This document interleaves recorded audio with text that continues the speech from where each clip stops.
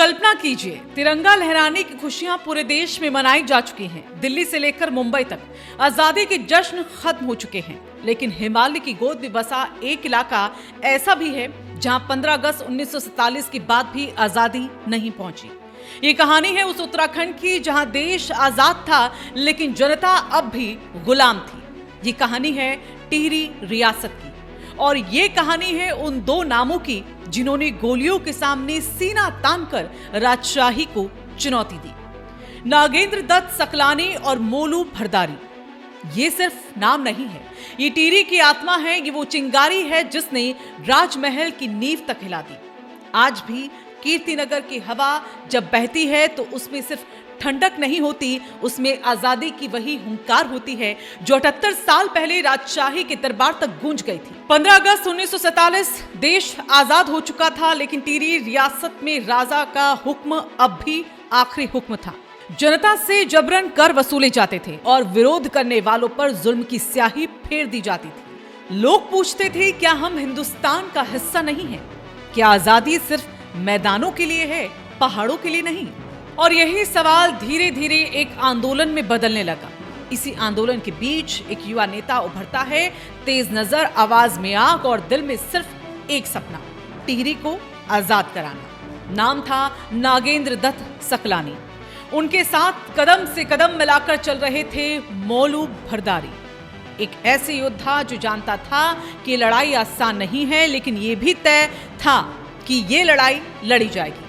फिर आई 10 जनवरी 1948 की तारीख। कीर्तिनगर की गलियों में लोगों का सैलाब उमड़ पड़ा।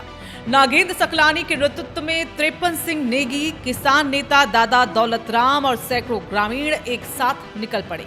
न कोई हथियार, न कोई बंदूक, हाथों में सिर्फ हिम्मत और हक की मांग। न्यायालय को यहां पर घेर लिया गया, सरकारी भवनों पर जनता का कब्जा हो गया और इतिहास में पहली बार राजशाही की फौज जनता के सामने झुक गई।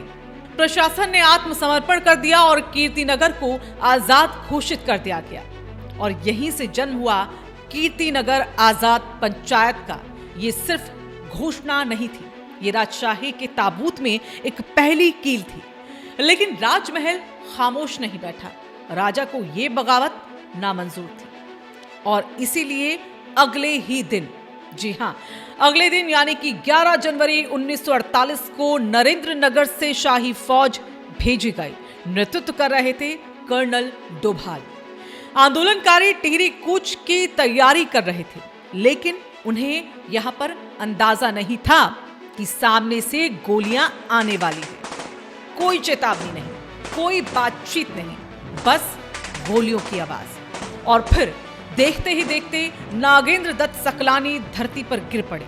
मोलू भरदारी भी शाही गोलियों का शिकार हो गए। दो जिस्म जमीन पर गिरे, लेकिन टिहरी की आत्मा खड़ी हो गई। उनकी शहादत आंदोलन की हार नहीं थी, बल्कि वो थी यही पल, वही पल था जब टिहरी की जनता और ज्यादा जाग उठी। गांव-गांव में आग सी फैल गई। राजशाही के खिलाफ संघर्ष और भी ज्यादा तेज हो गया और आखिरकार वो दिन आया जब टिहरी रियासत भारत में विलय को मजबूर हुई।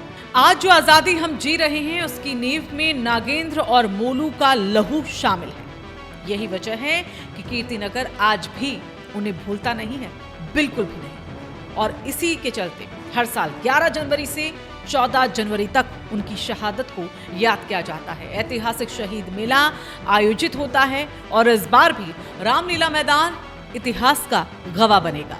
स्कूली बच्चों की झांकियां निकलेंगी, सुंदर सुंदर सांस्कृतिक कार्यक्रमों का यहाँ पर आयोजन होगा।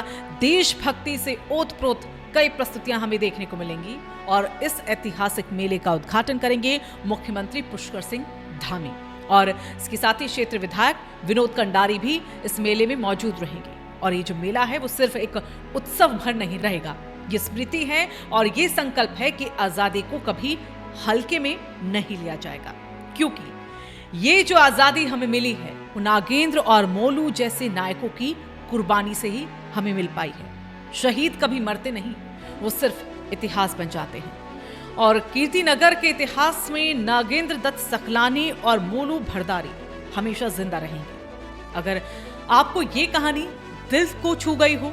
अगर आप चाहते हैं कि शहीदों की ये गाथाएं हर पीढ़ी तक पहुंचनी चाहिए तो इस वीडियो को आप लाइक जरूर कीजिएगा और हर देशभक्त तक पहुंचाने के लिए इस वीडियो को शेयर भी कीजिएगा और कमेंट में अपनी राय जरूर लिखिएगा, फीडबैक जरूर दीजिएगा और ऐसे ही सच्चे इतिहास के लिए हमारे चैनल राय शुमारी को सब्सक्राइब करना न भूलें।